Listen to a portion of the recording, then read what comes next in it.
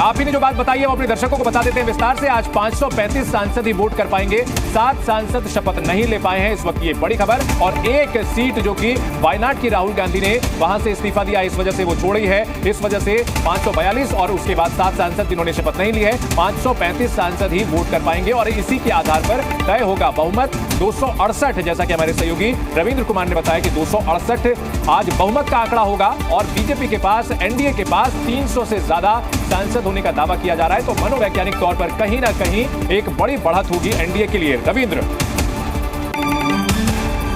अब बिल्कुल देखिए, ये लोकतंत्र है और कोई भी खड़ा कर सकता है। 2-3 उदाहरण देखे जो हारने के तय था, लेकिन अपोजिशन ने अपने उम्मीदवार खड़ा किए थे, चाहे 1952 हो, 1976 हो या फिर अब इस बार भी हारना तय है। लेकिन चुनाव हो ये स्वस्थ है। लेकिन जिस तरह से शपथ के दौरान प्रधानमंत्री नरेंद्र मोदी शपथ ले रहे हैं, सांसद के तौर पर शपथ ले रहे हैं और उस समय शोर शराबा हुआ है और संविधान की कॉपियां दिखाई, जो संविधान कॉपियां थी चुनाव में उसका असर हुआ या नहीं हुआ, ये सियासी बातें हैं। लेकिन शपथ एक पवित्र स्थान होता है, वहां पर अगर कोई भी सांसद शपथ ले रहा है तो उसको डिस्टर्ब नहीं किया जाता। ये परंपरा भी रही है, लेकिन उसका उल्लंघन हुआ और ये साफ तौर पर हुआ है। और उस समय राहुल गांधी भी मौजूद थे, वो भी संविधान कॉपी दिखा रहे हैं। यानी राहुल गांधी के नेतृत्व में, अब तो नेता विपक्ष भी हो गए, उनके नेतृत्व में सदन के अंदर में सरकार को 1 मिनट की भी फुर्सत नहीं देगी कांग्रेस हो या फिर INDA गठबंधन, चाहे वो बहस का मुद्दा हो, किसी भी मुद्दे पर या फिर बिल के बड़ी खबर जोड़ दें हम।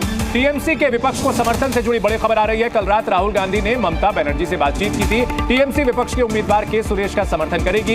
इसके बाद टीएमसी ने समर्थन का ऐलान किया है। दरअसल कल अभिषेक बनर्जी, जो कि ममता बनर्जी के भतीजे और कांग्रेस, तृणमूल कांग्रेस के महासचिव हैं, उन्होंने ये कहा था कि कांग्रेस की ओर से के सुरेश के नाम का ऐलान किया गया और इससे पहले टीएमसी से कोई बातचीत नहीं की गई और बाद में नाराजगी ममता बनर्जी ने भी जाहिर की थी। फिर राहुल गांधी ने बात की ममता बनर्जी से और ममता बनर्जी ने अब टीएमसी की ओर से इंडिया गठबंधन के उम्मीदवार को समर्थन का ऐलान कर दिया है। विशाल हमारे साथ लगातार बने हुए। विशाल, अगर बात की जाए, राहुल गांधी की भूमिका इस बार काफी एक्टिव नजर आ रही है। नेता विपक्ष का पद उन्हें मिला है, साथ ही साथ जो विपक्षी पार्टियां हैं, अन्य विपक्षी पार्टियां, उनके साथ भी लगातार वे संवाद कर रहे हैं और ये पहला मौका जिसमें उनको कामयाबी मिली टीएमसी को मनाने में।